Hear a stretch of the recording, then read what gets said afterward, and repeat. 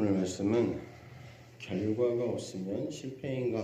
라는 제목으로 누가복음 5장 1절에서 11절 말씀을 같이 보시겠습니다. 같이 읽겠습니다. 시작. 무리가 몰려와서 하나님의 말씀을 들을새 예수는 게네사렛 호숫가에 서서 호숫가에 배 두 척이 있는 것을 보시니 어부들은 배에서 나와서 그물을 씻는지라. 예수께서 한 배에 오르시니 그 배는 시몬의 배라. 육지에서 조금 떼기를 청하시고 앉으사 배에서 무리를 가르치시더니 말씀을 마치시고 시몬에게 이르시되 깊은 데로 가서 그물을 내려 고기를 잡으라. 시몬이 대답하여 이르되 선생님, 우리들이 밤이 새도록 수고하였으되 잡은 것이 없지만은 말씀에 의지하여 내가 그물을 내리리이다 하고 그렇게 하니 고기를 잡은 것이 심히 많아 그물이 찢어지는지라. 이에 다른 배에 있는 동무들에게 손짓하여 와서 도와달라 하니 그들이 와서 두 배의 채움에 잠기게 되었더라. 이를 보고 예수의 무릎 아래 엎드려 이르되 주여 나를 떠나소서 나는 죄인으로소이다 하니 이는 자기 및 자기와 함께 있는 모든 사람이 고기 잡힌 것으로 말미암아 놀라고 세베대의 아들로서 시몬의 동업자인 야고보와 요한도 놀랐음이라. 예수께서 시몬에게 이르시되 무서워하지 말라. 이제후로는 내가 사람을 취하리라 하시니 그들이 배들을 육지에 대고 모든 것을 버려두고 예수를 따르니라. 아멘. 우리가 일반적으로 가지고 있는 생각들 중에 하나는 수고한 만큼 결과가 있어야 한다는 겁니다. 노력한 만큼 결과가 있는 것, 심은 대로 거두는 것, 이것이 마땅한 일이다라고 우리는 생각합니다. 그런데 하나님의 나라 원리는 그 반대인 경우가 있습니다. 오랜 시간 동안 결과가 없이 수고하는 것에 대해서 말씀하세요. 우리가 이 원리를 알지 못하면 하나님 나라를 살아가기가 어렵습니다. 오랜 시간 동안 수고했는데도 결과가 없는 것처럼 보여서 실망하고 낙심하게 되는 거예요. 그러면 우리는 구원의 여정을 지속할 힘을 잃어버려요. 오늘 본문의 베드로를 통해서 결과 없이 오랜 시간 동안 수고함으로 인해 오히려 더 큰 결실을 얻게 됨을 우리가 보게 됩니다. 우리 누가복음 5장 읽었지만 4절 5절 다시 한번 읽겠습니다. 시작. 말씀을 마치시고 시몬에게 이르시되 깊은 데로 가서 그물을 내려 고기를 잡으라. 시몬이 대답하여 이르되 선생님, 우리들이 밤이 새도록 수고하였으되 잡은 것이 없지만은. 예수님께서 베드로의 배 위에서 말씀을 전하셨습니다. 아마도 사람들이 너무 많이 몰려서 해안가를 가득 메운 것 같아요. 더 이상 뒤로 물러설 데가 없습니다. 예수님께서 뒤를 돌아보시니까 배 위에서 어구를 정리하는 베드로가 있었던 거예요. 예수님 그 베드로에게 배를 띄워달라라고 얘기하셨어요. 베드로가 배를 가만히 띄워놓고 있었는지 예수님이 많은 사람들에게 말씀을 잘 전하실 수 있도록 배를 왔다 갔다 하면서 젓고 있었는지 우리가 알 수는 없습니다. 그리고 얼마나 오랜 시간 예수님이 말씀을 전하셨는지도 우리가 알 수가 없습니다. 하지만 말씀을 다 전하시기까지 베드로의 배 위에 계셨고 베드로는 예수님 옆에 있었습니다. 베드로는 진즉 어구를 다 정리하고 퇴근해야 했지만 다시 오랫동안 수고했던 겁니다. 그리고 예수님께서 말씀을 다 전하시고 이제 고기를 잡으라고 말씀하시는 거예요. 베드로는 밤새 수고했지만 잡은 것이 없습니다. 깊은데 얕은데 다 해봤지만 아무 결과도 없었습니다 라고 대답을 한 거죠. 그래서 낙심하고 실망해 있었어요. 밤새 수고한 결과로 가족들을 먹이고 돌봐야 했기 때문에 결과가 없음으로 인해서 실망하고 낙심한 거죠. 오랫동안 수고했으면 당연히 그만큼의 결과가 있어야 했는데, 그리고 결과가 있을 것이라고 기대했는데 그렇지 못했던 거예요. 세상은 이런 모습을 실패라고 말합니다. 세상의 관점으로 보면 성경에 등장하는 하나님의 사람들은 거의 실패자입니다. 신명기 34장 4절 5절 말씀 읽어봅니다. 시작. 여호와께서 그에게 이르시되 이는 내가 아브라함과 이삭과 야곱에게 맹세하여 그의 후손에게 주리라 한 땅이라. 내가 내 눈으로 보게 하였거니와 너는 그리로 건너가지 못하리라 하시매 이에 여호와의 종 모세가 여호와의 말씀대로 모압 땅에서 죽어. 모세는 40년 동안 이스라엘 백성들을 이끌었죠. 출애굽에서부터 시작해서 가나안 땅 들어가기 직전까지. 이 출애굽의 목적은 약속의 땅에 들어가는 거예요. 하나님이 약속의 땅에 이스라엘 백성을 인도하시기 위해서 출애굽시키신 거예요. 그리고 광야에서 40년 동안 훈련하셨는데 뭘 훈련하셨냐면 약속의 땅 가나안 땅에 들어가기 위한 그 땅에서 이방 백성과 같아져 버리는 게 아니라 하나님의 백성으로 하나님의 나라를 이루고 하나님과 온전한 관계를 이루며 살게 하시기 위해서 시내산에서 십계명을 주시고 하나님의 말씀을 주시고 그 말씀대로 따라 살고 그 말씀대로 훈련하고 그 말씀대로 순종하는 훈련을 광야에 40년 동안 한 거예요. 사람이 이 여호와의 입에서 나오는 모든 말씀으로 사느니라 이 삶을 훈련한 거예요. 그 삶을 인도하고 그 삶을 이끈 것이 모세예요. 40년 동안. 오랫동안 수고했어요. 오랜 시간 수고했습니다. 그런데 정작 이 모세는 가나안 땅에 들어가지 못했습니다. 사람의 생각으로 보면 모세는 실패한 거죠.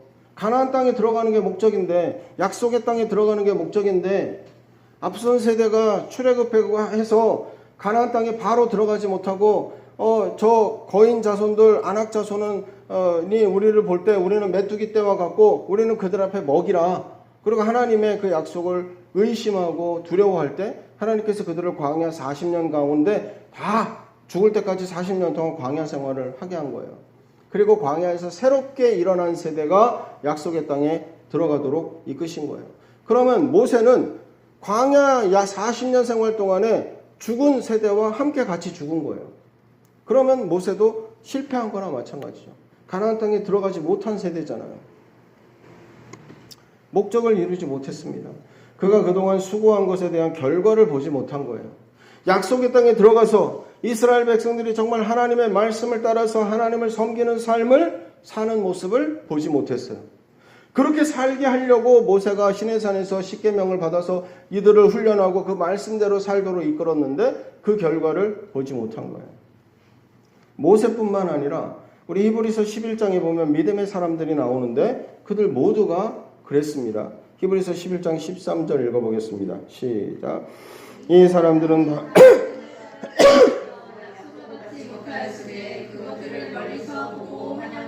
또 땅에서는 외국인과 나그네임을 증언하였으니. 히브리서 11장에 보면 1절부터 쭉 믿음은 바라는 것들의 실상이요 보지 못하는 것들의 증거니 하면서 믿음의 사람들에 대해서 쭉 설명을 해요. 아벨, 에녹, 노아, 아브라함, 사라, 이삭, 야곱, 요셉, 모세, 라합, 기드온, 바락, 삼손, 입다, 다윗, 사무엘 그리고 선지자들 하면서 이들에 대해서 내가 다 기록하면 지면이 부족하다. 다 쓸 수가 없다라고 말할 만큼 믿음의 사람들이 많다. 하나님의 사람들 다 믿음의 사람들이고 믿음의 삶을 살았다라는 거예요. 믿음을 따라 죽은 자들이라고 말씀하세요. 그들은 약속을 받지 못했습니다. 이게 무슨 말입니까? 약속을 따라 살았지만 믿음으로 살았지만 그 결과는 보지 못한 거예요. 그 약속이 이루어지고 성취되는 것은 보지 못했다는 거예요. 하나님께서 아브라함을 불러서 바닷가의 모래와 같이 맞죠? 바닷가의 모래? 바닷가의 모래와 같이 하늘의 별들과 같이 자손이 많아지리라. 내가 너의 자손을 그렇게 많게 하리라 라고 약속하셨어요. 그 약속을 붙들고 그 말씀을 붙들고 아브라함 평생을 살았습니다. 그런데 아브라함이 본 거는 이삭 한 명이죠. 이삭 한 명. 그것도 100세에 얻은 아들 한 명. 바닷가의 모래와 같이 하늘의 별과 같이 자손이 많아져서 나라를 이루고 하나님의 백성을 이루는 것을 아브라함 보지 못했어요. 약속은 받았지만 그 약속이 성취되는 거 보지 못했어요. 그럼에도 불구하고 아브라함은 그 약속을 붙들고 말씀을 따라서 평생을 살았습니다. 평생을 수고하는 삶을 살았어요. 이분들은 결과가 없다고 실망하고 낙심한 것이 아니라 멀리서 그 약속을 보면서 약속이 성취될 것이라고 성취될 것에 대한 그 믿음을 붙들고 주님이 이루실 것이라는 생각을 가지고 오히려 기뻐하고 감사했다는 거예요. 실망하고 낙심할 법한데 내가 이렇게 수고했는데, 이렇게 노력했는데, 이렇게 애썼는데 아무것도 변한 게 없고 아무것도 나아지는 게 없고 오히려 더 안 좋아지고 오히려 더 적어지고 오히려 더 작아지는 것 같을 때 우리는 실망하게 돼요. 낙심하게 돼요. 그런데 이 믿음의 사람들, 이 믿음의 영웅들, 히브리서 11장의 이분들은 오히려 더 기뻐하고 감사했다. 그러면서 이것을 믿음이라고 말씀하세요. 이것이 믿음이다 라고 하시는 거예요. 당장의 결과를 얻지 못하지만 그 결과가 하나님의 방식대로 이루어질 것을 믿고 지금 나의 역할을 수행하는 거예요. 믿음이 아니면 결과가 없이 오랜 시간 동안 수고하지 못합니다. 우리가 믿음으로 하지 않으면 그걸 지속할 수가 없는 거예요. 중간에 포기할 수밖에 없죠. 그만둘 수밖에 없어요. 히브리서 11장의 믿음의 사람들은 결과를 얻지 못한 사람들입니다. 단지 약속을 바라보고 믿음으로 삶을 살아낸 사람들이었던 거예요. 여러분, 우리가 이 땅의 관점, 또 사람의 관점이 아니라 하나님의 생각을 따른 관점이 우리에게 필요한 거예요. 하나님은 어떻게 생각하시는지, 하나님은 어떤 생각을 갖고 계시는지, 우리의 생각과 하나님의 생각이 어떤 차이가 있는지. 사람의 관점은 내가 주인공이에요. 내가 주인공. 그래서 내 때에 모든 것이 이루어져야 되는 거예요. 내 때에 눈에 보이는 결과가 나타나야 되는 거예요. 열매가 있어야 되고 결실이 있어야 되는 거예요. 그래서 내 이름을 내고 내 업적을 이루어야 하는 겁니다. 내가 수고한 것에 대한 결과를 얻어야 되는 거예요. 그것을 성공이라고 말하고 업적이라고 말하는 거예요. 근데 반대로 그런 일이 없으면, 내가 그렇게 수고했는데 결과가 없으면, 뭔가 떳떳하게 사람들에게 딱 내보일 만한 어떤 결실이 없으면 우리는 실망하고 낙심하는 거예요. 실패라고 생각하는 거예요. 그래서 위축되고 또 부끄러워하고 그 일에 대해 자신이 없는 거예요. 이게 뭡니까? 여전히 내가 주인공으로 있기 때문에 그래요. 내가 그 일을 하려고 하기 때문에 그래요. 하지만 하나님의 관점은 이 땅에 하나님의 뜻을 이루시는 데 있어서 하나님의 사람들을 참여하게 하세요. 하나님의 동역자로 쓰임받게 하시는 거예요. 하나님의 뜻이 이루어지도록 여러 세대에 걸쳐서 수고함에 참여하게 하세요. 그 한 사람을 사용하셔서 하나님은 어떤 일을 이루고 성취하시기도 하시지만 어떤 경우에, 대부분의 경우에는 수고한 사람이 그 결과를 보지 못할 때가 너무 많아요. 오히려 수고한 역할이 있었고 그 결과를 나중에 보는 사람들이 있는 거예요. 근데 이 전체가 하나님의 나라고, 전체가 하나님의 일이고 하나님의 경륜이고 하나님의 계획이신 거죠. 우리 이 세상에서도 보면 그런 예들을 좀 잠깐 찾아볼 수가 있습니다. 여기 사진을 보시면 노트르담 대성당인데요. 이 노트르담 대성당은 1163년에 착공을 시작했대요. 그때부터 만들기 시작한 거예요. 그래서 1345년에 완공이 됐어요. 182년 동안 건축된 거예요. 우리나라에서 이런 건물을 찾아보기 힘들죠. 막 100년 넘게 건축하는 일이 없죠. 오히려 100년 안에 아마 한 10번은 세웠다 무너뜨렸다 했을 거예요. 우리는 계속 이렇게 옛날 건물, 무너져가는 건물은 그냥 없애버리고 새 걸로 계속 짓잖아요. 새롭게. 그런데 이런 건축물들은 100년 이상, 182년 동안 건축을 한 거예요. 그 다음 노트르담 대성당인데 되게 웅장하고 아름답죠. 182년 동안. 이래서 사람들이 찾아가서 보고 감탄하고 그 결과물들을 보고 놀라는 거예요. 또 성가족 성당이라는 게 있어요. 다음 보면 스페인에 있는 사그라다 페밀리아라는 성당인데 성가족 성당. 이건 1882년에 착공해서 현재도 건축 중이에요. 현재도. 지금도 건축 중이에요. 그래서 이렇게 보면 막 위에 이게 건축하는 이걸 뭐라 그래요? 기중기 이거 서 있잖아요. 지금도 건축이 계속 진행되는. 그래서 약 140년 이상 지금 건축하고 있는 중이래요. 이 작품은 굉장히 유명한 안토니오 가우디라는 사람이 만들기 시작한 거예요. 그래서 믿음의 건축이라는 이름으로 불린대요. 2026년에 완공 예정이래요. 그러니까 내년에 완공 예정이래요. 근데 가봐야 알겠죠. 그때 완공이 될지 안 될지. 1882년에 델 빌라르라는 사람이 시작을 했는데 1883년에 가우디가 새로 이제 수석 건축가로 취임을 하면서 가우디 스타일로 건축 양식이 바뀌었대요. 그러면서 그가 평생에 이 건물을 건축을 하기 시작했는데 1926년에 73세로 고인이 됐어요. 73세의 가우디가 죽었는데 그때까지 쉼 없이 건축을 해서 건축한 게 25% 완료했대요. 4분의 1 지은 거예요. 4분의 1. 그래서 이 양식을 보면 그 다음 그림을 보면 어느 측면에서 보는지에 따라서 이게 다릅니다. 건축 양식이. 그러니까 가우디는 4분의 1만 만들었고 그 뒤에 이어서 계속해서 건축가들이 이 작품을 계속 만들어가고 있었던 거예요. 그래서 이쪽에서 보는 장면과 이쪽에서 보는 그림이 쫙 다른 거예요. 계속 아직도 건축 중인 거죠. 계속. 여러 세대에 걸쳐서 하나의 목적을 위해 수고하는 겁니다. 그러니까 처음 시작한 사람, 마지막에 마치는 사람은 어쩌면 이제 결과를 얻은 사람이죠. 이름이 알려질 수도 있어요. 아까 말씀드린 것처럼 누가 시작했고 그 다음에 누가 이루고 그래서 시작한 사람과 끝맺는 사람은 이름이 알려질 수도 있지만 그 중간에 수고한 사람들은 거의 알려지지 않는 거예요. 누가 여기에 참여했고 누가 이 부분을 만들었는지는 이렇게 구체적으로 알고 조사하고 하지 않는 한은 알기가 어려운 거죠. 그러나 그 안에서 묵묵히 수고한 자들을 통해서 마지막 완성이 이루어진 거죠. 수많은 사람이 거기에 묵묵히 헌신하고 수고한 거죠. 참여한 거예요. 그 건물이 완성되는 180년 동안, 140년 동안 이루어지는 그 여정의 역할을 감당한 사람들이 있었던 거죠. 그들 모두가 이 완성에 참여한 겁니다. 성경은요, 한 알의 밀이 땅에 떨어져 죽어야 열매를 맺는다고 말씀하세요.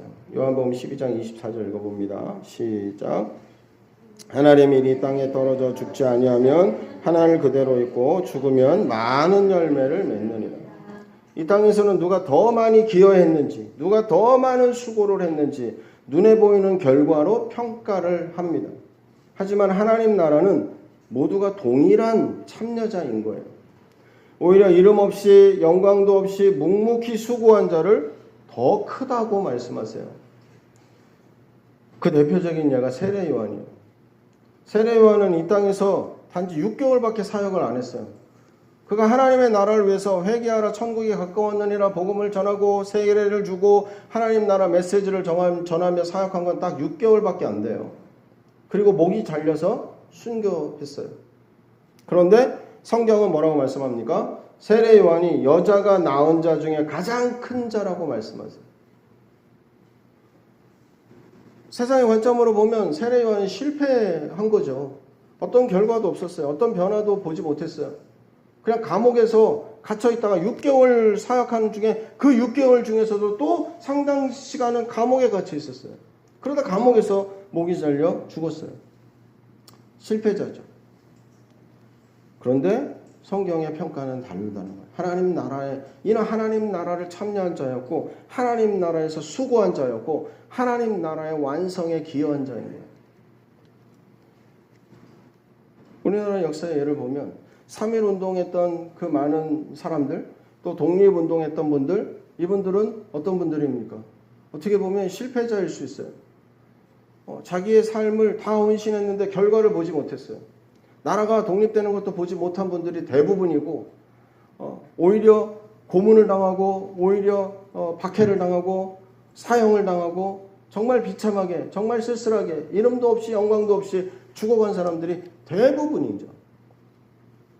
그러나 그분들은 어떤 분들입니까? 실패자가 아니죠. 그분들이 있었기 때문에 오늘 우리가 있는 거죠. 오늘 우리 이 대한민국이 지금 세계의 위상이 대단하지 않습니까? 한류, K 콘텐츠 가는 데마다 한국 사람 좋아하고 환영하고 한국의 어떤 문화들을 너무나 반기고 이 영광이 어디 있어요? 그분들이 심은 거예요. 그분들이 피를 뿌려서 지금 그 피값을 우리가 거두고 있는 거죠. 참여자들. 하나님의 나라는 수고하는 사람도 있고 그 수고를 거두는 사람도 있다고 말씀하세요. 요한복음 4장 37절 38절 읽어보겠습니다. 시작. 그런즉 한 사람이 심고 다른 사람이 거둔다 하는 말이 옳도다. 내가 너희로 노력하지 아니한 것을 거두려 보내었노니 다른 사람들은 노력하였고 너희는 그들이 노력한 것에 참여하였느니라. 심는 사람과 거두는 사람이 다를 수 있다는 거예요. 우리는 이게 하나이길 원하잖아요. 내가 심은 거를 내가 거두고 싶잖아요. 내가 심은 대로 거두길 원하고 많이 거두길 원하는 거예요. 근데 많이 거두지 못하거나 거두지 못하면 우리 실패라고 생각하고 낙심하고 좌절하는 거예요. 그런데 분명히 하나님의 나라는 심는 사람도 있고 거두는 사람도 있는데 이게 다를 수 있다는 거예요. 여기서 중요한 거는 심는 자나 거두는 자나 모두 참여자라는 거예요. 모두 이 하나님의 나라의 완성에 참여한 사람들이라는 거예요. 심기만 하고 거두지 못했다고 실패가 아니고 거둔다고 내가 잘해서 내가 성공한 게 아니라는 거예요. 내 성공이 아니라는 거예요. 심는 자나 거두는 자나 함께 이루는 것입니다. 모두가 참여자인 거예요. 그래서 거두는 자를 다른 사람이 노력한 것에 참여한 자라고 표현해요. 성경은. 그 사람이 성공을 했어. 그 사람이 정말 잘해서 뭔가 대단한 걸 이뤘어. 이렇게 말하지 않고 뭐라고 말해요? 노력한 것에 참여했다라는 거예요. 네가 노력한 것을, 노력하지 않은 것을, 앞선 세대가 노력한 것을 이제 네가 거두는 거니까 그들의 노력에 너는 참여하는 자다. 이렇게 말씀하시는 거예요. 하나님의 나라는 심는 역할로 참여하는 하나님의 사람이 있고 거두는 역할로 참여하는 하나님의 사람이 있는 겁니다. 거두는 역할에 참여하는 하나님의 사람이 어떤 사람이에요? 앞에서 심는 역할에, 심는 수고에 그 노력한 것에 참여하는 사람인 거죠. 하나님의 나라에는 이 두 역할 모두가 필요하다는 거예요. 두 역할이 있다는 거예요. 여러분, 그러면 우리는 심는 자입니까? 거두는 자입니까? 결과가 없다고 실패인가요? 아닙니다. 결과가 있도록 심는 노력을 하는 자인 거죠. 또 결과를 거두면서 그 노력한 것에 참여하는 자인 겁니다. 이 두 사람이 다 필요한 거예요. 두 역할이 다 필요한 거예요. 이 두 역할로 인해서 하나님의 나라가 온전해지는 거예요. 완성에 이르러 가는 거예요. 그래서 하나님의 나라의 원리 중에 하나는 오랜 시간 동안 수고하는 겁니다. 우리 누가복음 5장 3절 5절 읽어보겠습니다. 시작. 예수께서 한 배에 오르시니 그 배는 시몬의 배라. 때기를 정하시고 앉으사 배에서 무리를 가르치시더니 시몬이 대답하여 이르시되 선생님 우리들이 밤이 새도록 수고하였으되 잡은 것이 없지만은 말씀에 의지하여 내가 그물을 내리리이다 하고 예수님이 베드로의 배 위에 오르시면서 배를 조금 떼기를 청하셨습니다. 베드로는 지금 일을 끝내고 어구를 정리하는 중이었어요. 다시 일을 하라고 말씀하시는 거예요. 좀 더 수고하라고 요청하시는 거예요. 일이 끝났는데 다시 좀 더 수고해라. 나를 위해 좀 더 수고해 주라. 라고 얘기하신 거예요. 베드로가 일단 순종했습니다. 예수님께서 말씀을 마치셨을 때 이제 끝났다. 이제 좀 쉴 수 있겠다. 이런 생각을 하지 않았을까요? 저 같으면 그랬을 것 같아요. 예수님 말씀 끝날 때만 기다리고 있었을지도 몰라요. 그런데 예수님이 다시 또 더 많이 수고하라고 말씀하시는 겁니다. 말씀을 마치시고 나서 뭐라고 말씀하셨어요? 깊은 데로 가서 물고기를 잡으라 얘기하시는 거예요. 그것은 배를 깊은 데로 저어가야 되죠. 정리한 그물을 다시 내려야 되죠. 그리고 그 그물을 또 다시 정리해야 되는 거예요. 또 손질해야 되는 거예요. 엄청난 수고를 더 많이 해야 되는 일이 되는 거예요. 그러나 베드로는 말씀에 의지하여 그물을 내리겠다고 대답했습니다. 어떻게 그렇게 대답할 수 있었을까요? 지치고 낙심하고 실망한 상태인데 일을 처음부터 다시 시작해야 되는데 베드로에게는 말씀이 있었습니다. 배에서 오랫동안 예수님의 말씀을 들었고 그 말씀이 베드로 안에 믿음을 불러 일으킨 거예요. 베드로는 단지 육체적 노동을 더한 것이 아닙니다.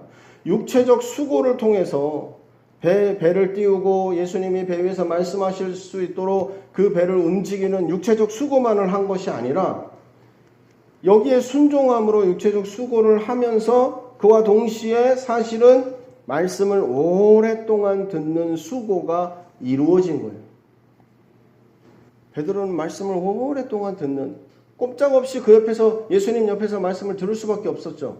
뭘 다른 걸 할 수 있는 게 아니라 배를 붙들고 있어야 되기 때문에 꼼짝없이 예수님의 말씀이 들렸고 말씀을 들을 수밖에 없는 자리였던 거예요. 오랫동안 말씀이 들리는, 말씀을 듣는, 오랫동안의 그 듣는 수고가 그 자리에서 그 가운데 이루어진 거예요. 우리에게 필요한 것은요, 말씀을 오랜 시간 동안 먹는 수고가 필요한 겁니다. 반복해서 지속적으로 내 안에 말씀이 들어가게 하는 오랜 수고가 우리에게 필요한 거예요. 이 수고가 내 안에 말씀이 나를 겸손하게 순종으로 이끕니다. 예수님을 깊이 만나는 자리로 우리를 끌어당기는 거예요. 오랜 시간 동안 수고하는 것을 통해서 우리를 완성으로 이끄십니다. 히브리서 11장 39절 40절 읽어보겠습니다. 시작. 이 사람들은 다 믿음으로 말미암아 증거를 받았으나 약속된 것을 받지 못하였으니 이는 하나님이 우리를 위하여 더 좋은 것을 예비하셨은즉 우리가 아니면 그들로 온전함을 이루지 못하게 하려 하심이니라. 40절만 세 번역과 쉬운 성경으로 또 읽어보겠습니다. 시작. 하나님께서 우리를 위하여 더 좋은 계획을 미리 세워두셔서 우리가 없이는 그들이 완성에 이르지 못하게 하신 것입니다. 우리와 함께 완전해지도록 하셨기 때문입니다. 한 사람은 심고 한 사람은 거둠으로 심은 노력에 참여하게 하십니다. 그렇게 해서 심은 자와 거둔 자가 함께 완성에 이르게 하시는 거예요. 하나님 나라를 온전히 이루는 것에 참여자가 되게 하시는 거예요. 아브라함과 모세와 노아와 그 믿음의 사람들, 그 많은 사람들이 약속만 보고 멀리 바라보고 그 약속을 성취하는 자리까지 나아가지 못했지만 그렇게 하신 이유는 뭐예요? 우리가 그 가운데 참여해서 우리와 함께 완성에 이르게 하시기 위해서, 온전케 하시기 위해서, 우리도 그곳에 참여하게 하시기 위해서, 거기서 그냥 다 이루어져 버리고 앞에서 그냥 다 성취해 버리고 우리는 그것만 바라보고 그냥 그랬대더라 이게 아니라 우리로 그 가운데 동참자 참여자로 그 가운데 하나님의 나라를 완전케 하고 완성케 하는 자로 참여하게 하시기 위해서 앞선 세대는 수고만 한 거예요. 심기만 하게 하신 거예요. 오랫동안 수고하고 그 결과를 보지 못하고 그 결과를 바라보면서 미래 이제 성취될 일들을 대망하고 바라보면서 그 믿음의 길을 걷게 하신 거예요. 우리도 여기에 참여자가 되는 겁니다. 이 가운데 참여자가.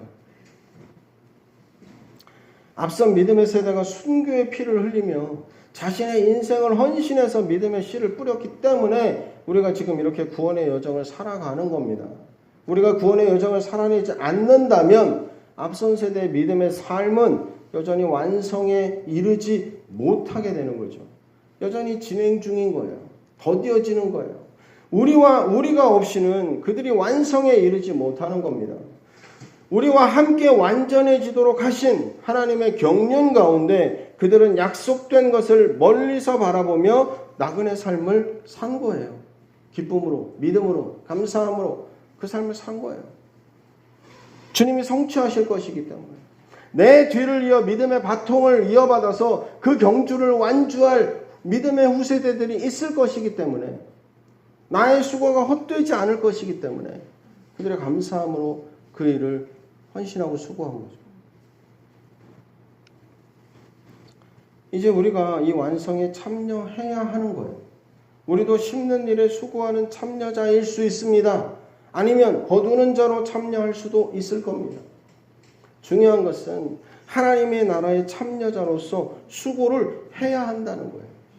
오랜 시간 동안의 수고를 겸손하게 행하고 있을 때 우리는 참여자로서 함께 완성에 이르게 된다는 거예요. 그 완성에 참여자. 그래서 포기하지 말라고 말씀하세요. 갈라디아서 6장 9절입니다. 시작. 우리가 선을 행하되 낙심하지 말지니 포기하지 아니하면 때가 이름에 거두리라. 때가 이름에 거둘 것이라고 약속하셨습니다. 여기에 때가 이름에 이건 카이로스를 말하는 거예요. 하나님께서 정하신 시간이죠. 몇 월 며칠 몇 시가 아니라 하나님이 정하신 시간. 하나님이 정하신 때가 이름에 완성된다는 거예요. 거두게 된다는 거예요.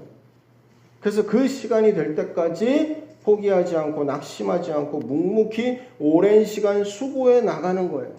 내 눈에는 결과가 보이지 않고 내 눈에는 결실이 없어 보이고 열매가 없어 보이고 변화가 없어 보인다 할지라도 낙심하고 포기하지 말고 실망하지 말고 오히려 그 낙심과 내 안에 들어오는 낙심과 실망을 밀어내고 계속 오랫동안 수고하는 일에 헌신하라는 거예요. 아직 하나님의 때가 이르지 않았다는 거예요. 하나님의 때가 이를 때까지 그 수고를 멈추지 말아라라는 거예요.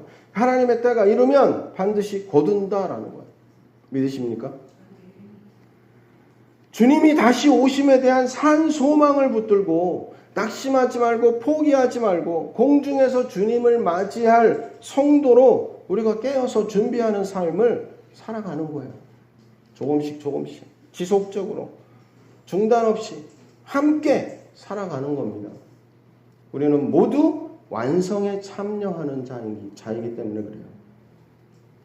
이 거룩한 수고, 오랜 시간의 수고는 결코 헛되지 않다고 말씀하셨어요. 고린도전서 15장 58절 읽어봅니다. 시작.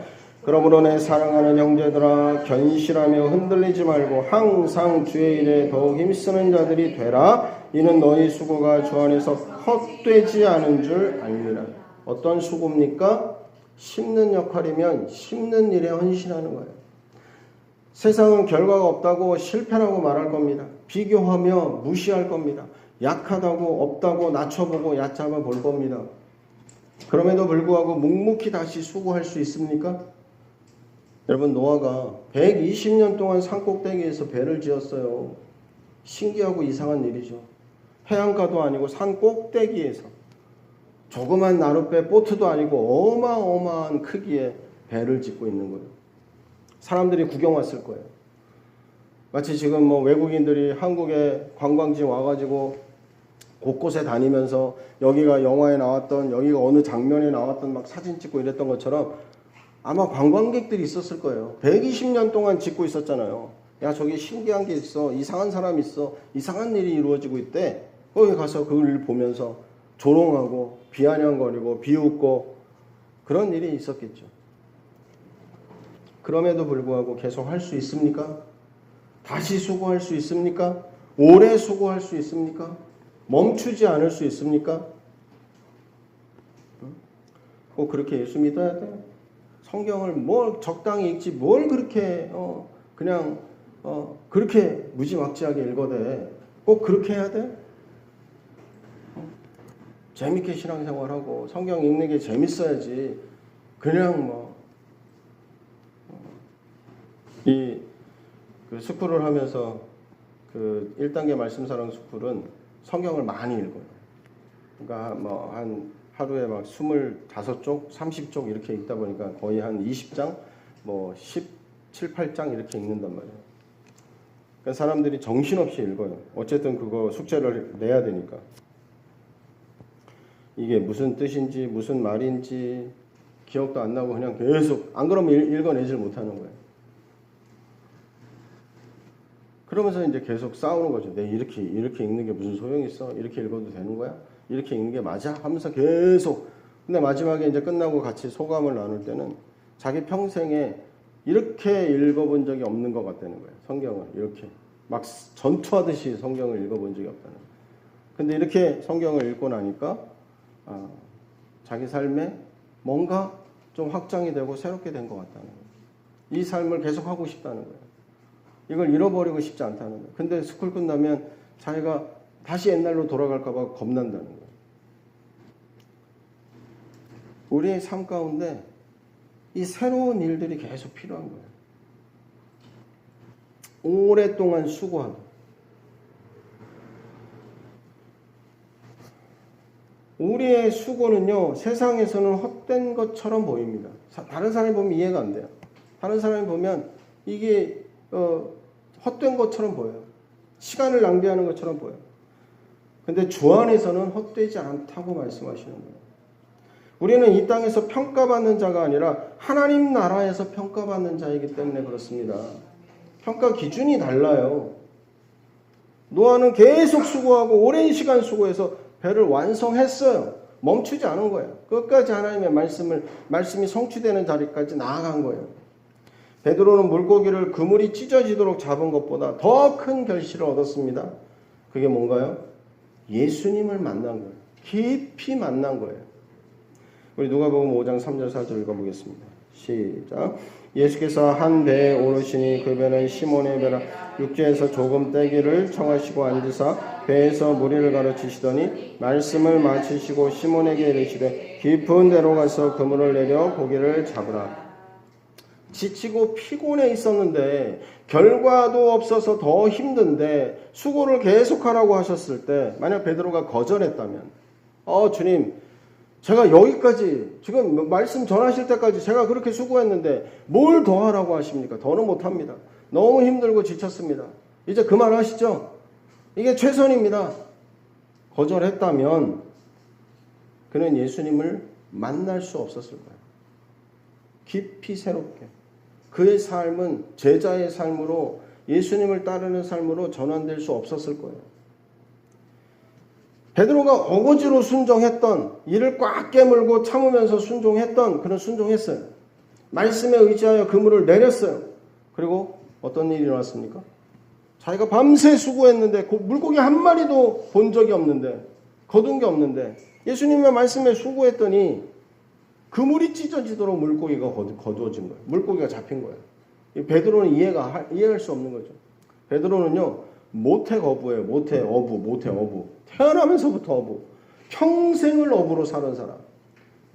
갈릴리 바다 구석구석 어디에 물고기가 잡히는지, 어떤 물고기가 잡히는지 다 아는. 근데 그날 유독 한 마리도 못 잡은 것이 엄청난 충격이었을 거예요. 근데 예수님의 예수님이 하라고 하는 대로 했더니 물고기가 그만큼 엄청나게 잡힌 거예요. 이 엄청난 충격이었겠죠. 베드로에게는. 베드로는 이 놀라운 기적 앞에서 야, 신기하다, 놀랍다, 대단한데 예수님 따봉 대단하십니다. 이러고 끝난 게 아니에요. 베드로는 그 기적 앞에서 예수님이 새롭게 깊이 깨달아진 거예요.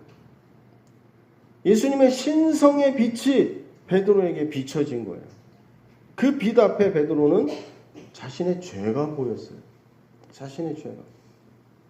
이 전개가 놀랍지 않습니까? 전개가 이상하지 않아요? 예수님이 그 기적을 보여주셨는데 놀랍게 엄청난 결과를 얻었는데 지금 돈방석에 앉은 거나 마찬가지인데 평상시에 누릴지 못한 엄청난 축복이 임했는데 베드로는 예수님 앞에 엎드려서 나를 떠나달래. 나를 떠나십시오, 주님. 나는 죄인입니다. 이렇게 고백하는 거예요. 이 전개가 어떻게 그렇게 이루어졌을까요? 누가복음 5장 8절 읽어보겠습니다. 시작. 시몬 베드로가 이를 보고 예수의 무릎 앞에 엎드려 이르되 주여 나를 떠나소서 나는 죄인으로소이다. 성육신은 눈으로 인성을 입으신 예수님을 보면서 신성이신 예수님을 발견하고 깨닫게 하시기 위해서 인성을 입고 이 땅에 내려오신 거예요. 무슨 말씀인지 이해했어요? 하나님은 눈에 보이지 않는 분이죠. 영이신 하나님이세요. 그 영이신 하나님이 우리 눈에 보이도록 우리가 같이 얘기하고 사람이 같이 만나고 만지고 같이 음식을 먹고 같이 관계하고 같이 나눌 수 있도록 눈에 보이는 하나님으로 이 땅에 오신 거예요. 육을 입고 이 땅에 오신 거예요. 그게 성육신이죠. 하나님의 놀라운 은혜예요. 근데 그렇게 하신 이유가 뭐냐면 그렇게 눈에 보이는 하나님으로 우리 가운데 오셔서 육을 입고 이 땅에 오셔서 사람이 보고 같이 나누고 교제하고 할 수 있게 그렇게 하기 위해서 이 땅에 오신 이유가 뭐냐면 단지 인성을 입고 오신 분과 관계하고 교제하고 인성이신 분만 보고 예수님 뭐 이런 관계를 하게 하시기 위해서 오신 게 아니라는 거예요.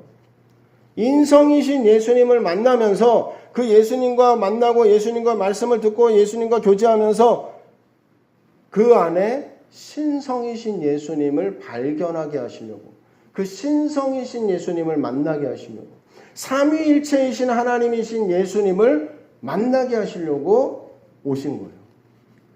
영이신 하나님만으로는 우리가 들을 수도 없고 말할 수도 없고 경험하지를 못하니까 인성을 입고 이 땅에 오셔서 사실은 예수님 안에 그 신성을 경험하고 그 신성 안에 참여하게 하시려고 육을 입고 이 땅에 오셨다고요. 제가 같은 얘기를 지금 3번 설명드렸어요. 3번. 이해하세요? 이해되세요? 이 말이 무슨 말씀인지. 베드로는요, 인성을 입으신 예수님, 육의 모습만을 본 것이 아니라 그 사건을 통해서 신성이신 예수님을 발견한 거예요. 이분은 사람이 아니시구나. 이분은 하나님이시구나. 그 신성의 빛 가운데 베드로가 탁 부딪혔을 때, 그 하나님이신 예수님을 경험하고 발견하게 됐을 때 베드로는 자기 죄가 보인 거예요. 그 거룩한 빛 앞에 자기 죄가 다 드러나는 거예요. 내가 얼마나 죄인인지, 내가 얼마나 아무것도 아닌지. 그 앞에 발싹 엎드려서 나는 죄인이로소이다 고백할 수밖에 없었던 거예요. 마치 성도들이 주님이 재림하실 때 그 공중에 주님을 맞이하기 위해 공중에 들림받아서 공중에서 주님을 맞이하고 공중에서 주님과 함께 머무르는 동안 어떤 일이 벌어진다고 그랬어요? 그리스도의 심판대가 마련된다고 그랬죠. 공중에서 들림을 받은 성도들을 위한 심판대. 그리스도의 심판대 앞에 이 성도들은 뭐 한다고 그랬어요? 자기의 모든 삶을 직고하게 된다고 그러죠. 성경은 직고한다. 스스로 다 고백하고 스스로 다 그냥 다 풀어서 다 보여드리는 거예요. 다 그냥 술술술술술술 다 나오는 거예요. 베드로가 지금 그거예요. 신성이신 주님 앞에 베드로가 주님 시키지도 않았는데 너 죄 있지? 야, 너 죄인이야? 죄인 맞지? 맞아 틀려? 물으신 게 아니에요. 그런데 갑자기 툭 엎드려가지고 주님 저는 죄인으로소이다.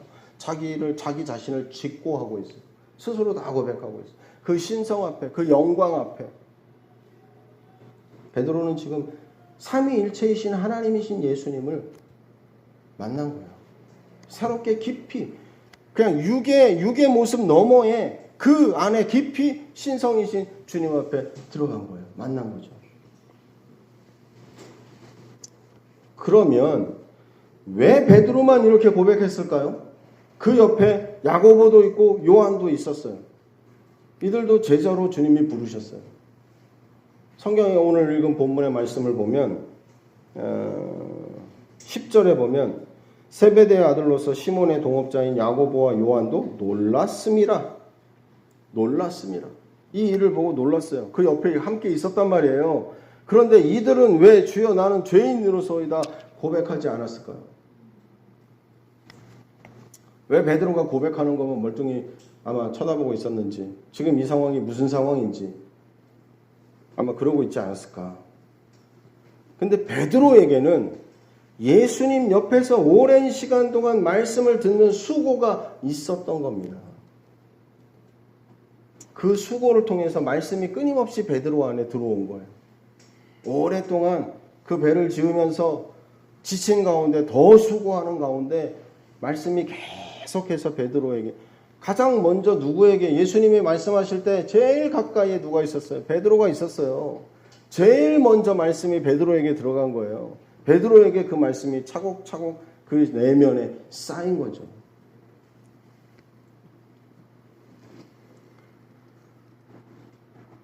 그 말씀이 베드로 안에서 역사한 겁니다. 그 말씀이 성경의 시편 119편에 보면 뭐라고 말씀하세요? 말씀을 열면 뭐가 비추어? 빛이 비추어 우리의 우둔함을 깨닫게 하시네. 그 말씀이 예수님으로부터 말씀이 열렸어요. 그 말씀이 선포되고 그 말씀이 예수님이 말씀이신 분이잖아요. 로고스이신 하나님, 말씀이신 하나님, 육을 입고 이 땅에 오셔서 그 말씀이 선포될 때 그 말씀이 열려서 베드로 안에 빛이 비춘 거예요.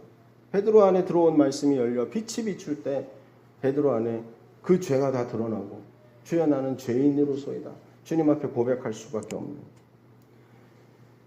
예수님을 아무리 많이 따라다니고 오래 따라다녀도 삼위일체 하나님이신 예수님을 만나지 못하면 소용이 없는 거죠. 그런 사람들이 너무 많았잖아요. 수많은 사람들이 예수님을 따라다니다가 나중에는 예수님을 떠났어요. 심지어는 십자가에 못 박으라고 소리 지르는 군중으로 바뀌어버렸어요. 12제자 중에서도 가장 가까운 거리에서 가장 오랜 시간 군중이 없을 때도 예수님의 말씀을 듣고 예수님의 비유를 듣고 그 설명을 듣고 예수님의 말씀을 들었던 12제자 중에도 가룟 유다는 예수님을 배신했어요. 어떻게 그런 일이 있을 수 있습니까? 예수님을 깊이 만나지 못한 거예요. 예수님을 새롭게 만나지 못한 거예요. 삼위일체이신 하나님이신 예수님의 그 연합 안에 들어가지 못한 거예요. 그것은 오래 수고를 통해 오는 겁니다. 말씀을 오래 듣고 읽고 먹는 수고가 우리에게 가장 기초적이고 기본적으로 필요한 수고인 거예요. 이 수고를 통해서 우리는 구원의 여정을 살아가는 수고, 결과가 없어도 실망하고 낙심하지 않고 오랫동안 멈추지 않고 그 수고를 해나갈 수 있는 힘을 얻는 거예요. 말씀을 통해서.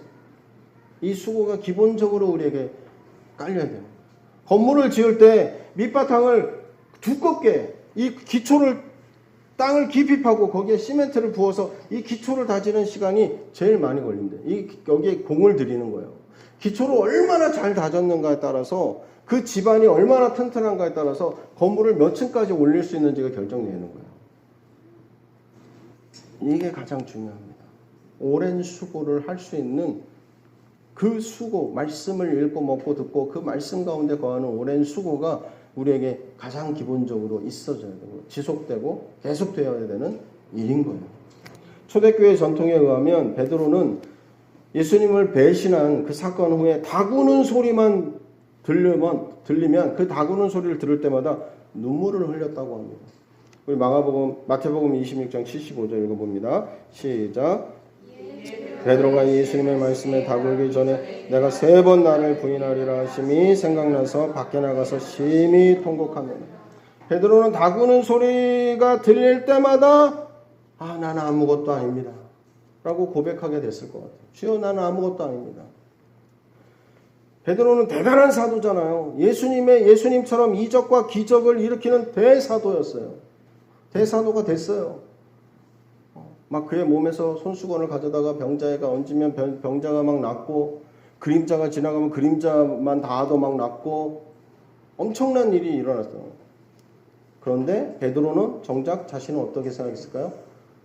사람들은 대사도 오 베드로 막 이랬을지 모르지만 베드로는 다구는 소리를 들을 때마다 자기가 예수님을 배신했던 정말 아무것도 아닌 자, 정말 아무것도 아닌 자, 그런 자를 예수님이 찾아오셔서 사랑한다고 얘기해 주시고 다시 회복시켜 주시고 그 사랑으로 붙들어 일으켜 주신, 정말 예수님이 아니면 나는 아무것도 아닙니다.